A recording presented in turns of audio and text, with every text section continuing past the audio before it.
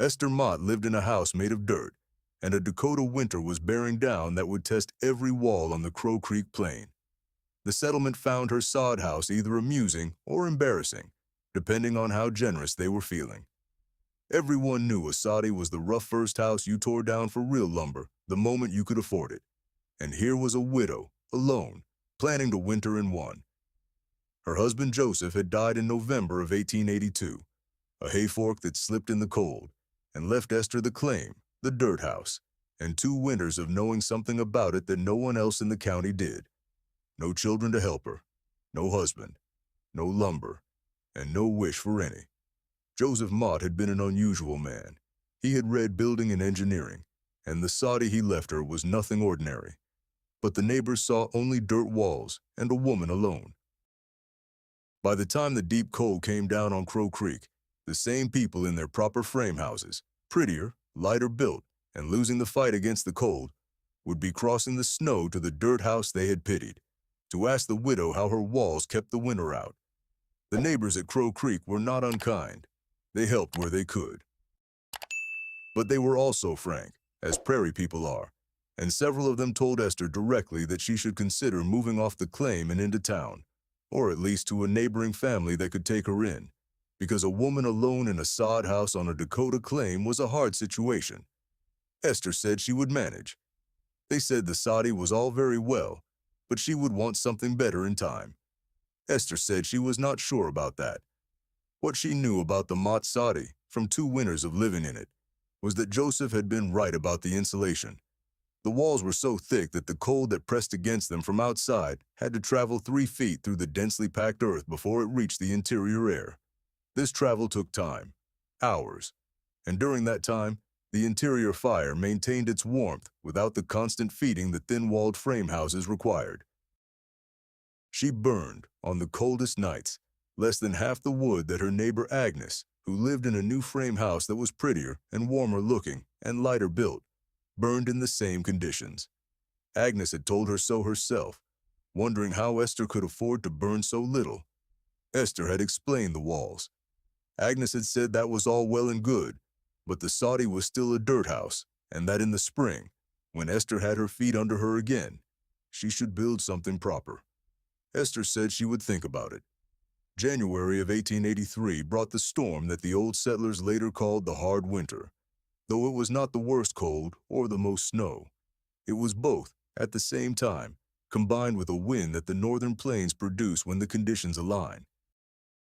A wind that drove snow horizontally for 3 days and that penetrated into structures through gaps that had seemed adequate before the wind began. The frame houses at Crow Creek failed at their gaps. The board and batten construction that was standard for the newer settlement houses had been adequate for ordinary Dakota winters, which were cold but intermittent. The hard winter was neither ordinary nor intermittent. The wind drove fine snow through the gaps between the boards, around the door frames, under the eaves, into the spaces that normal winter never found. Houses that had been comfortable in December were cold in 3 days, and the residents in them burned fuel at rates that were alarming. Agnes's frame house had a gap under the front door, not large, perhaps 1/4 of an inch, that had never been a problem before January of 1883. The wind of the hard winter drove cold air through that gap and across the floor, and the floor of the house, which was raised boards over a ventilated crawl space, turned cold from below while the wind worked at the gap. Agnes moved her family to the kitchen, which was the warmest room because it had the stove, and they lived in the kitchen for 4 days while the storm ran. Esther's soddy had no gap under the door. The door sat on a packed earth threshold that formed a seal with the bottom of the door, and the walls that the wind blew against were 4 feet of dense, rooted prairie sod that did not have gaps. The wind pressed against the soddy and found nothing to enter through. Inside the Mott house, the temperature was maintained by a fire that Esther ran at a moderate level, because she did not need to run it any higher than that. On the 2nd day of the storm, Agnes's husband came to the Mott soddy on foot through 2 feet of new snow to ask if Esther could take his family in while the storm ran. She could, and she did. The soddy was crowded with 5 additional people, but crowded in the way that a well-built warm space is crowded. Not dangerous, not cold, just full. The additional bodies helped with the heating. Esther had enough food in her root cellar, which was dug below the soddy floor and was itself insulated by the surrounding earth. She cooked from the root cellar stock and kept the stove at a moderate level, and everyone was warmer than they had been in Agnes's house.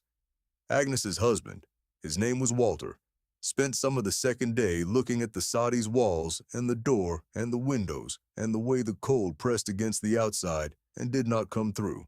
And he said to Esther that he had thought the soddy was a temporary structure and a sign of hardship, and that he was revising his opinion.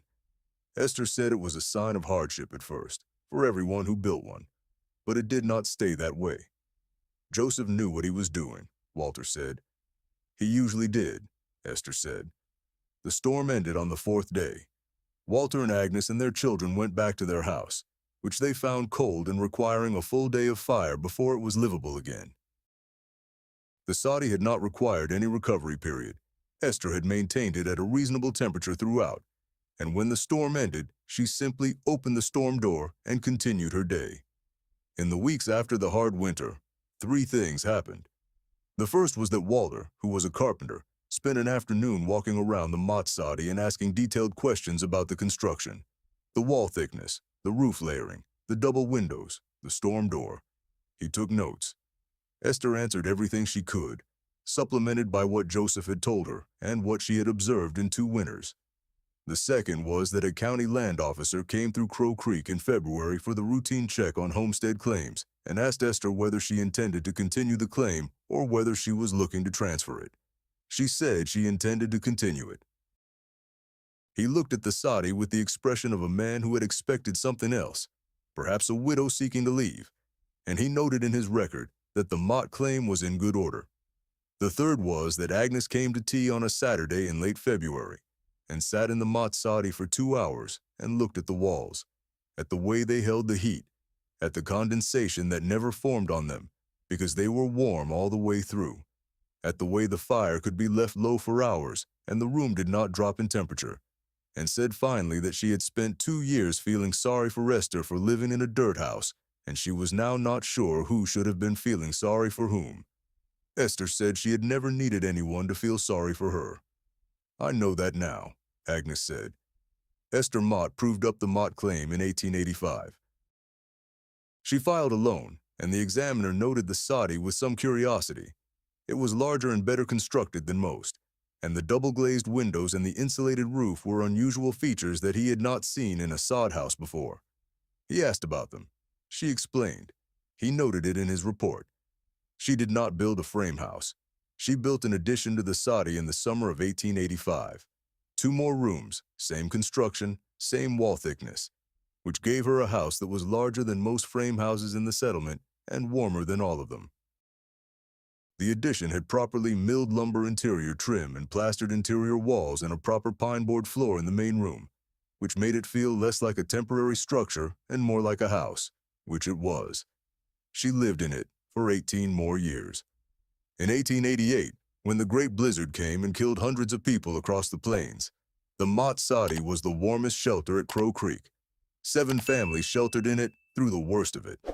Esther had extra fuel stored and food from the root cellar, and she had been, since January of 1883, a woman who did not underestimate the cold or overestimate the buildings that other people had built to face it. Joseph had taught her to read what a building could hold and what it could not. She had learned the rest from the winters themselves. If this story made you think of someone who built something the world looked down on and found it was the strongest thing around, leave their name in the comments. And if you want to hear more frontier survival stories, subscribe. We tell them one at a time, and we take them seriously.